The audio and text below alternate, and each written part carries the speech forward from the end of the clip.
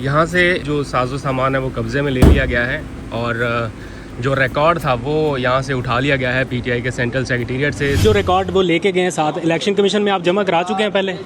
देखो वो डॉक्यूमेंटेशन तो हम जमा करा चुके थे, नेशनल असम्बली की सारी हम जमा करा चुके थे, बाकी हमारे पास आने वाले थे। आप ही के मीडिया के कुछ दोस्त प्रेस टॉक वहाँ हो रही थी, खान साहब गुफ्तगू कर रहे थे प्रेस टॉक, तो इस तरह आप उसको नहीं कर सकते, सवाल जवाब हो रहे थे। और जब मैंने उनको बताया तो उनको दुख भी हुआ और उन्होंने बहुत ज़्यादा उस पर नापसंदीदगी का इजहार किया और ये कहा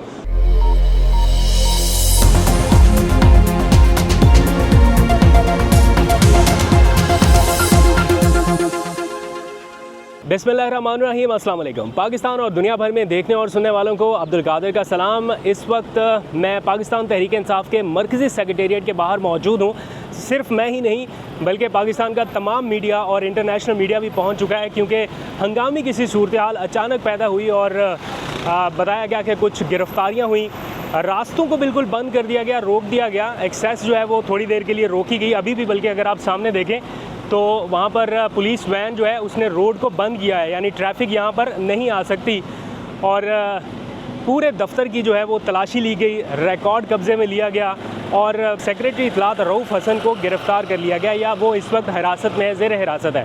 यहाँ पर आप देख सकते हैं गाड़ी खड़ी की गई है, रास्ते में किसी को आगे जाने की इजाज़त नहीं है, लेकिन सहाफ़ियों की एक बड़ी तादाद यहाँ पर पहुँची हुई है और विटनेस करने की कोशिश कर रहे हैं, जानने की कोशिश कर रहे हैं कि एक्चुअली हुआ क्या है। एक सर्टेन पॉइंट से आगे जर्नलिस्ट को भी जाने नहीं दिया जा रहा। यहाँ पर मैं आपको कुछ विजुअल्स दिखा देता हूँ अभी कि इस वक्त की ताज़ा तरीन सूरत हाल ये है। ये सारे जर्नलिस्ट जो हैं, इस वक्त पूरा मीडिया यहाँ पर मौजूद है। सिर्फ लोकल मीडिया ही नहीं, ये जो इंटरनेशनल मीडिया है उसके भी कुछ लोगों को मैंने देखा यहाँ पर मौजूद हैं और ये देख रहे हैं कि अचानक से ऐसी क्या सिचुएशन पैदा हुई जो पीटीआई का ये दफ्तर जो है, आप इस वक्त देख सकते हैं, मैं थोड़ा सा क्लोज़ भी दिखा दूंगा आपको। तो इस वक्त कानून नाफिज करने वाले इदारों के जो अहलकार हैं वो किसी को भी आगे जाने की परमिशन नहीं दे रहे। अगर कोई जाना भी चाहे तो उसको रोका जा रहा है।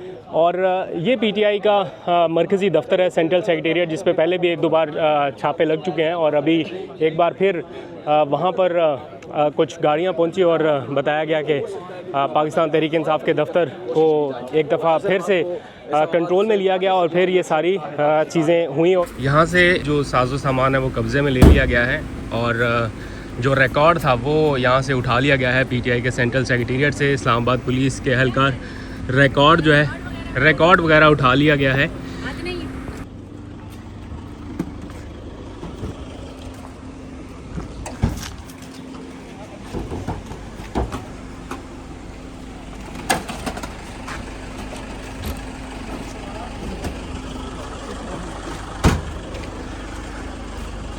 गिरफ्तार कर रहे हैं रऊफ़ साहब को? ले गए हैं ओके।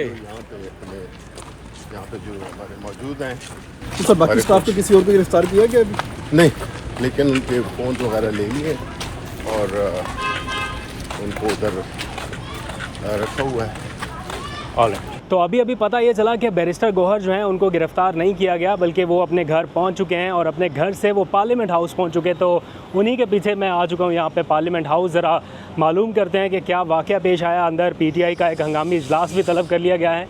तो जैसे ही ये इजलास ख़त्म होगा फ़ौरन बैरिस्टर गौहर से और बाकी जो रहनुमा है उनसे आपकी बातचीत कराते हैं। मेरे साथ रहिए।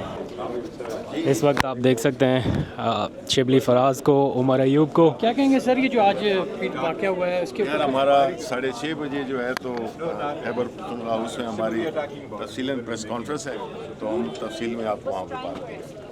थोड़ा सा बोलने दिया करें वो थोड़ा ताकि बात मुझे पता आपने तफसीली प्रेस कॉन्फ्रेंस करनी होती है, लेकिन आप खैरियत से बैरिस्टर साहब? अल्हम्दुलिल्लाह मैं खैरियत से, और आज इंशाल्लाह भी हमारी पॉलिटिकल पार्टी और कोर कमेटी की भी मीटिंग होगी और उसके बाद इंशाल्लाह प्रॉपर प्रेस कॉन्फ्रेंस हम उस बात पे करेंगे। लेकिन एक बात बताऊं, मैं अरेस्ट नहीं हो गया था, उसके रऊफ़ साहब के साथ ही गया था और रऊफ़ साहब को वहाँ हमें पता चला कि जी उसको गिरफ्तार कर रहे हैं। देखें ना, रऊफ़ साहब सीनियर भी हैं, वो बीमार है हमारे साथ, तो वो अगर मेरे सेक्रेटरी जनरल को उठा के लेके जाएँ तो बाकी लोगों को उठा कर के फिर पता नहीं चलता मैं कैसे उसको छोड़ लेते हैं। सुना कि उनकी तबीयत नासाज हुई थी इसलिए आप साथ थे। नहीं, बिल्कुल तबीयत नासाज नहीं, is a very strong person, वो वहाँ पर मौजूद है, लेकिन वो हमारे मिनिस्टर साहब क्यों गिरफ्तार किया ये बताया? देखो अब हम पॉलिटिकल कमेटी की मीटिंग कर रहे हैं, कोर कमेटी की मीटिंग करेंगे, उसके साथ ही हमने फ़ौरन प्रेस कॉन्फ्रेंस आज ही करनी है। ठीक जी इंशाल्लाह अभी करेंगे। जब छापा मारा उनका रवैया कैसा था? रिकॉर्ड सारा कब्जे में ले लिया आपका। पुलिस का रवैया तो बदतमीजी का नहीं था, लेकिन देखिए एक पॉलिटिकल पार्टी का सेंट्रल ऑफिस जो है वो पार्लियामान की बुनियाद है। अगर पॉलिटिकल पार्टी के ऑफिस पे आप हमला करेंगे, ये कोई जस्टिफाइबल नहीं है। सर जो रिकॉर्ड वो लेके गए हैं साथ, इलेक्शन कमीशन में आप जमा करा चुके हैं पहले? देखो वो डॉक्यूमेंटेशन तो हम जमा करा चुके थे, नेशनल असम्बली की सारी हम जमा करा चुके थे, बाकी हमारे पास आने वाले थे, वो हम प्रोसेस कंप्लीट कर देंगे, हमारे पास अभी टाइम है, लेकिन इस पे भी सारी बात करेंगे अभी प्रेस कॉन्फ्रेंस में इंशाल्लाह। शेख साहब आज जो वाक़या हुआ है उसके ऊपर क्या कहेंगे? ये जो मामला हो रहा है सारा, आपकी लीडरशिप ने क्या डिसाइड किया अभी? देखिए जी, अब कुछ देर बाद प्रेस कॉन्फ्रेंस होगी, लीडरशिप अपना मौक़िफ़ उस प्रेस कॉन्फ्रेंस में देगी। जहाँ तक ज़ाती तौर पे मैं ये कह सकता हूँ कि इस बेहूदगी की मैं शदीद मज़म्मत करता हूँ। ये कोई तरीका नहीं है कि पाकिस्तान की सबसे बड़ी पॉलिटिकल पार्टी और जिसकी सिंगल लार्जेस्ट मेजॉरिटी होने वाली है इस ऐवान में, आप उसके दफ्तर में ऐसे घुस जाएँ। 14 औरतें वहाँ से ले गए हैं, रऊफ़ हसन साहब को ले गए हैं, लोगों को डिटेन किए रखा है, वो क्या उसे कहते हैं, उनके मोबाइल्स ले लिए अमले के। बच्चे जो वहाँ पे औरतें पूरे पाकिस्तान से आई हुई थी, आपको पता है वो चल रहा है सारा सिलसिला, उनको हरासा किया। ये क्या है यार, इस मुल्क में क्या तमाशा क्या बनाई खड़े हैं। सो हम इसकी मजम्मत करते हैं और अभी प्रेस कॉन्फ्रेंस के अंदर तमाम कायदीन बैठेंगे थोड़ी देर तक। जो फैसला हुआ है उसका लाएअमल जो भी होगा वो बताएंगे, मैं उससे पहले आपसे शेयर नहीं कर सकता। सर बड़ा अजीब सा डेडलॉक है, कोई किसी तरफ से बातचीत नहीं हो रही। जब तक बातचीत नहीं होगी ये मामला इसी तरह लिंगर ऑन होता रहेगा। कोई आपकी तरफ से कोई मैसेज जाएगा? डेडलॉक की है, आपको नज़र नहीं आ रहा? ये हुकूमत इस मुल्क को तबाही की तरफ लेके जा रही है, अनारकी की तरफ लेके जा रही है, तकसीम की तरफ लेके जा रही है। ये तमाशा कर रहे हैं। मतलब है कि ये हुकूमत जो है हमारे ये फसाई हुकूमत की जो डिजिटल के हमारे बच्चे हैं उनको ये उठाना चाह रहे हैं और उठा रहे हैं। आपको पता है आगे हमारे 11 बंदे जो है उठाए हुए हैं। अपनी आदतें ठीक नहीं करनी है, आप सीधे नहीं होना, आप बंदा नहीं बढ़ना, इन्हीं को करते जाओ यार। आप अपनी आदतें ठीक कर दो। आप कुछ गलत करोगे तो लोग बोलते हैं ना, आप सही करोगे तो लोग आपकी तारीफ़ करेंगे।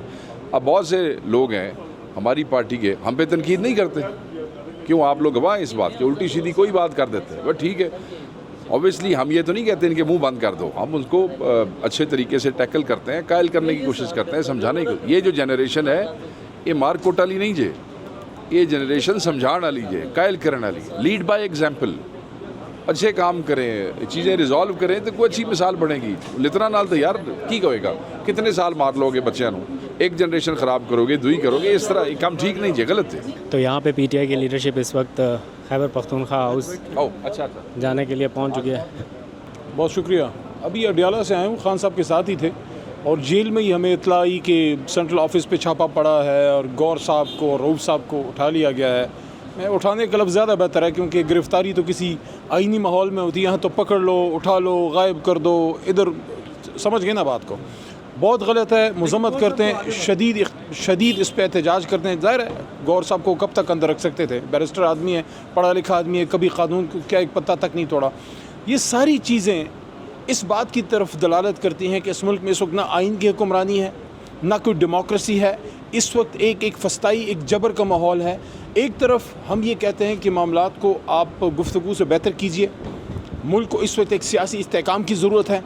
अभी आपने DG ISPR साहब की प्रेस टॉक आपने देखी होगी या कवर की होगी, वो कह रहे हैं दहशतगर्दी के ख़िलाफ़ जंग है। ज़ाहिर है हम सब उसमें जंग में जो है सब इकट्ठे हैं, पाक फ़ौज और पूरी कौम इकट्ठी है कि मुल्क जो है उसमें पाकिस्तान में कोई दहशतगर्दी ना हो। लेकिन उसके लिए ज़रूरी है कि अपनी फ़ौज अपनी रियासती इदारों के साथ कौम बिल्कुल यकजान दो गालिब हो।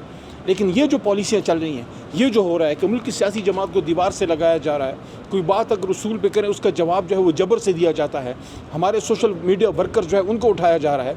मुहब्ब वतन पाकिस्तानी अगर कोई बात करते हैं, देखें दहशतगर्द किसी को कहना बहुत बड़ी बात है, बग़ैर किसी सबूत के किसी को अब दहशतगर्द नहीं कह सकते। असल दहशतगर्द वो हैं जो पाकिस्तानियों के ऊपर जो है वो जबर करें, जुल्म करें, फस्तायत करें। इसके लिए हम सबको इकट्ठा होना होगा, इसके लिए हम सबको जो है यकजान दो कालब होना होगा। और ये काम इमरान खान साहब कर सकते हैं। जब इमरान खान साहब बाहर आएंगे, और जब वो हमेशा इमरान खान साहब ये बात करते हैं कि मेरे लिए, मेरे मुल्क के लिए इमरान खान से ज़्यादा पाक फ़ौज की ज़रूरत है और कौम के बीच में जो फासला है वो नहीं होना चाहिए। उस फासले को एक आदमी ख़त्म कर सकता है, वो है इमरान खान। हम ये कहना चाहते हैं, आखिरी बात, पाकिस्तान के दुश्मनों को कहना चाहते हैं, पाकिस्तान के ऊपर जो एक दहशतगर्दी करते हैं उनको ये कहना चाहते हैं कि पाकिस्तान की बका के लिए हम सब एक हैं। लेकिन पाकिस्तान के अंदर जो हुकूमतें हैं और जो ज़िम्मेदार लोग हैं उनको ये कहना चाहता हूँ कि जब तक आप सियासी इस्तेकाम लेके नहीं आएंगे, इस मुल्क के मसाइल का हल नहीं है। और सियासी मसाइल का हल कहाँ से होगा? इस पार्लियामेंट से होगा, जिसके माथे के ऊपर ला इलाहा इल्लल्लाह मुहम्मद रसूलुल्लाह लिखा हुआ है।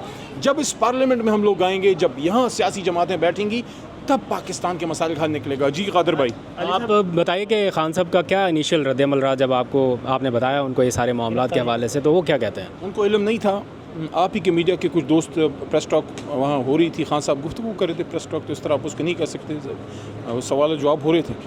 और जब मैंने उनको बताया तो उनको दुख भी हुआ और उन्होंने बहुत ज़्यादा उस पर नापसंदीदगी का इजहार किया और ये कहा कि एक मुल्क में अगर आप एक सियासी जमात के साथ ये होता है, अगर एक जमहूरियत में ये होता है कि आपका मरकज़ी दफ्तर बंद हो रहा है, आप किस तरह के लोग पकड़े जा रहे हैं, तो इसका क्या रिज़ल्ट है? इसका रिज़ल्ट ये है कि इस मुल्क में कोई इस्तेकाम नहीं होगा। जब सियासी इस्तेकाम नहीं होगा, कौन इसमें इन्वेस्ट करेगा यार? इस मुल्क में कौन पैसा लगाएगा? जिस मुल्क में इसके साबिक़ वज़ीर-ए-आज़म को गोलियाँ लगी हैं, जेल में पड़ा है 300 दिनों से। और मैंने वहाँ खान साहब की मौजूदगी में मीडिया को एक बात की, खान साहब को एक बात की कि खान साहब से ये बात की गई, ये बड़ी अहम है, आप इसको ज़रूर उसको नोट कीजिएगा कि खान साहब से कहा गया कि आपके बारे में बात की जाती है कि आप माफ़ी मांगे 9 मई पे। तो खान साहब ने कहा कि मैं क्यों माफ़ी मांगूं? जिन लोगों ने जुल्म किया है वो क्यों ना माफ़ी मांगें? मैंने वहाँ पे फिर एक बात की, जो 300 दिनों से इमरान खान साहब जेल में हैं, एक केस उन पर साबित नहीं हुआ। देखें, साइफ़र का ख़तरनाक केस था, उसमें बाइज़्ज़त बरी हो गए, इद्दत केस में बरी हो गए, तोशाखाना में बरी हो गए, रिज़र्व सीट्स का केस हमारे हक़ में आ गया। एक केस में इस वक्त सज़ावार नहीं है। अब मुझे कोई बता सकता है कि 300 दिनों से जो बेगुनाह जेल में है, असीर अडियाला, कैदी नंबर 804, उससे माफ़ी कौन मांगेगा? हम पाकिस्तान की बका के लिए हर किसी से बात कर सकते हैं और इमरान खान साहब ने हमेशा ये बात की है कि मुल्क भी मेरा है और फ़ौज भी मेरी है। जो DG ISPR साहब ने 9 मई की बात की है, वो तो अभी बात कर रहे हैं ना। हम तो साल पहले से कह रहे हैं कि इस पे आप जुडिशल कमीशन बनाएं सुप्रीम कोर्ट के नीचे, ताकि दूध का दूध और पानी का पानी हो। हाँ, जो लोग सोशल मीडिया पे आके पाकिस्तान के ख़िलाफ़ बात करते हैं या रियासत के ख़िलाफ़ बात करते हैं, वो उनका अपना एक फ़ेल है। तहरीक इंसाफ ने कभी किसी को ये नहीं कहा कि आप पाकिस्तान के ख़िलाफ़ बात करें, रियासती इदारों के ख़िलाफ़ बात करें। हाँ, पॉलिसीज़ पे क्रिटिसिज्म जो आइन और कानून इजाज़त देता है, वह सबका हक़ है। एक सोशल मीडिया वर्कर जो मुहब्ब वतन पाकिस्तानी है, जो पाकिस्तान की मोहब्बत में इमरान खान साहब के साथ है, आप उसको डिजिटल दहशतगर्द नहीं कह सकते। वो मुहब्ब वतन पाकिस्तानी है। जितना आप मुहब्ब वतन पाकिस्तानी है, उतना तहरीक इंसाफ का सोशल मीडिया वर्कर भी मुहब्ब वतन पाकिस्तानी है।